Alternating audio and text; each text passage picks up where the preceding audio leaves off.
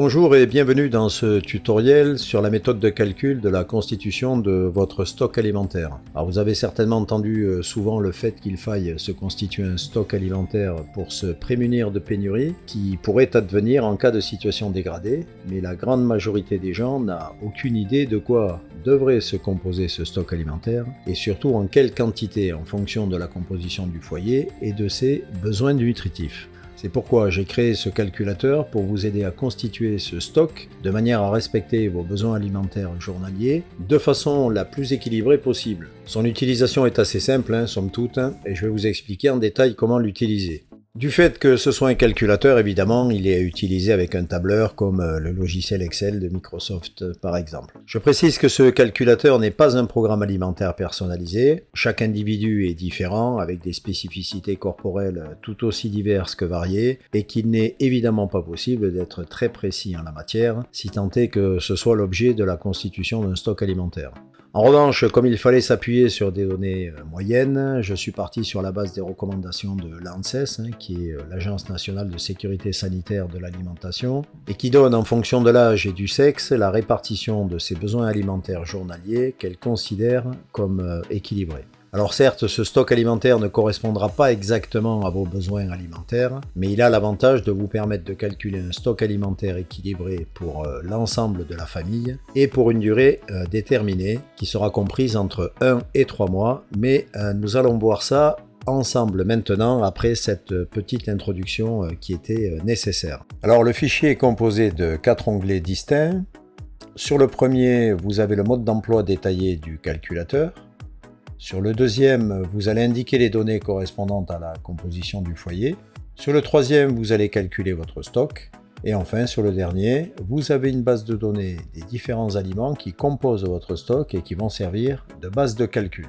Pour ce qui concerne le mode d'emploi du premier onglet, je ne m'attarde pas puisque le tutoriel est la version vidéo de ce qui est écrit sur cet onglet. Je vous laisse donc le plaisir de le découvrir et de le lire, sachant qu'il se lit de la gauche vers la droite et que toutes les indications vous sont données pour la meilleure exploitation possible du calculateur. Au prime abord, ça peut paraître touffu, mais vous allez voir que très rapidement, vous allez comprendre qu'en fait, c'est très simple puisque vous avez relativement peu de manipulations à effectuer pour faire vos calculs.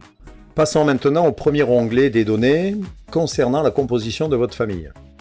Avant d'entrer dans les détails et pour comprendre l'intérêt d'une bonne répartition, on va quand même être obligé de parler des macronutriments. Sans entrer dans les détails, et on va commencer par là. Alors, ces macronutriments, c'est quoi? Pour faire très simple, les glucides, ce sont les sucres, et ils sont la principale source d'énergie rapide pour le corps, qui sont utilisés notamment par le cerveau des muscles. Ensuite, on a les protéines, elles sont essentielles à la construction et à la réparation des tissus, muscles, peau, organes, elles participent à de nombreuses autres fonctions biologiques. Et les lipides, ce sont les graisses qui fournissent une énergie durable, elles protègent les organes et elles participent à la production des hormones ainsi qu'au bon fonctionnement du cerveau. L'ANSES considère une répartition de 50% de glucides, 20% de protéines et 30% de lipides. Encore une fois, ce sont des recommandations de l'ANSES à caractère généraliste, mais qui vous donnent une bonne idée de la répartition des macronutriments qui sont nécessaires au bon fonctionnement de votre corps. Alors, vous l'avez compris, les trois sont absolument nécessaires dans votre alimentation.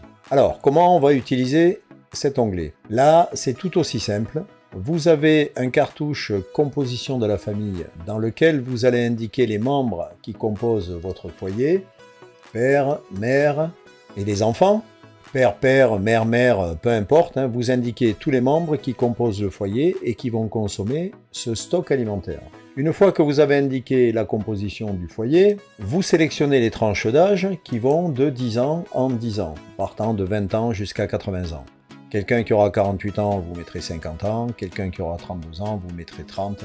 Peu importe, le différentiel n'est pas si important que ça. Vous sélectionnez ensuite, ça c'est important, la durée du stock que vous voulez constituer, qui est de 1 à 3 mois. Bon, ici j'ai choisi 2 mois, mais vous pouvez changer 1 mois et vous voyez qu'automatiquement les chiffres s'ajustent. En fonction du sexe et de l'âge, vous voyez apparaître pour chaque membre de la famille les besoins alimentaires journaliers en kilocalories et la répartition des différents macronutriments. Ces chiffres sont également indiqués par l'ANSES et ne sont pas modifiables. Et une fois que vous avez complété ces quelques éléments, le calculateur va définir le total de vos besoins journaliers, glucides, protéines et lipides, et le total de vos besoins journaliers pour la durée que vous avez sélectionnée. Alors vous allez me dire, ça me fait une belle jambe de savoir combien de calories je dois consommer et la répartition dans les macronutriments, parce que ça ne me dit pas ce que je dois manger. Alors patience, on y viendra sur l'onglet calcul du stock.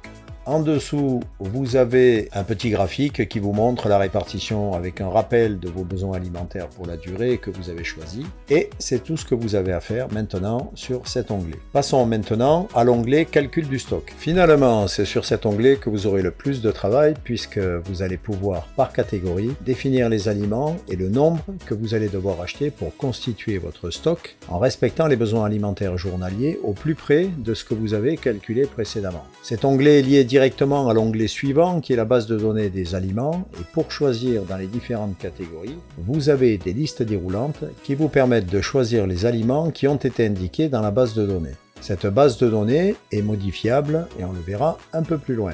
Les catégories sont classées par ordre alphabétique et elles sont au nombre de 10. En 1, vous avez les biscuits et les sucres, en 2, les céréales, en 3, les féculents, en 4, les fruits oléagineux, en 5, les laitages et les fromages, en 6 les légumes, en 7 les légumineuses, en 8 les poissons, en 9 les viandes et charcuteries, et en 10 enfin les huiles et les condiments. Je vous ai simplifié le travail en complétant déjà la base de données avec une multitude d'aliments déjà enregistrés, il y en a plus de 175 à ce jour. En fait, cet onglet au final sera votre liste de courses. Vous avez en haut de l'écran un tableau qui vous indique l'objectif à atteindre avec sa répartition. L'objectif réalisé qui est calculé au fur et à mesure où vous complétez la liste, le pourcentage réalisé et le delta restant ou excédentaire. Vous avez également le principal, le coût total de la constitution de ce stock qui vous est indiqué aussi au fur et à mesure. Alors comment cela fonctionne? Par catégorie, vous sélectionnez un ou plusieurs aliments sur la liste déroulante. On va prendre un exemple dans les céréales. Je sélectionne par exemple les galettes de riz complet. Le poids, disons que ça fait 130 grammes. Le prix unitaire, ça sera 1,30 € par exemple. Je vais en commander 15. Ça me donne le poids, le prix total, l'énergie avec la répartition des glucides, des protéines et des lipides. Et ainsi de suite. Et vous voyez que le tableau du haut s'est complété. Ça a bien rajouté un article supplémentaire dans le stock. Vous faites ceci pour chaque catégorie. Et c'est à vous, au fur et à mesure, d'adapter cette liste pour qu'elle corresponde au mieux à l'objectif énergétique que vous vous êtes fixé et qui est en permanence mis à jour en haut de l'écran. Alors pour être clair avec vous, il va être très difficile de faire correspondre exactement tous les chiffres. Et c'est à vous, en jonglant avec les aliments et le nombre, d'ajuster au mieux ce qui sera au final votre stock alimentaire idéal. Encore une fois, ce calculateur est fait pour vous donner une bonne idée de la répartition de ce stock. Ne devenez pas des obsédés pour les calculs, cherchez simplement à faire coller la liste aux besoins élémentaires des membres de votre foyer. Un point déterminant sera évidemment le coût qui augmentera en fonction du nombre de personnes composant le foyer, mais aussi de la durée du stock alimentaire que vous voulez constituer évidemment. Sur le dernier onglet qui correspond à la base de données des aliments, vous pouvez changer des aliments dans chaque catégorie, à votre guise, en fonction de vos préférences. Pour cela, vous devez indiquer le nombre de protéines, de lipides et de glucides, ainsi que les calories pour 100 grammes qui le composent, pour que ce soit correctement pris en compte dans les calculs. Vous trouverez ces éléments sur les étiquettes qui accompagnent obligatoirement les produits. Normalement, à moins que vous suiviez un régime alimentaire particulier, vous devriez trouver tout ce dont vous avez besoin déjà dans la liste qui vous est proposée. Si ce n'est pas le cas, n'hésitez pas à inclure les aliments que vous consommez habituellement. Vous remarquerez que dans ce calculateur, il n'est pas pris en compte le stock d'eau, en sachant que statistiquement, il faut 1,5 litre d'eau par jour par personne pour boire. Vous ferez aisément le calcul pour ce qui vous concerne. Voilà, nous arrivons à la fin de ce tutoriel. J'espère que la constitution du stock alimentaire vous paraît plus simple maintenant et qu'il vous aura éclairé sur ce que vous devez mettre en place pour assurer votre autonomie en la matière, grâce à une alimentation équilibrée qui correspondra à vos besoins. Ça va vous demander un petit peu de travail, mais on n'a rien sans rien et vous le valez bien. Merci de votre attention.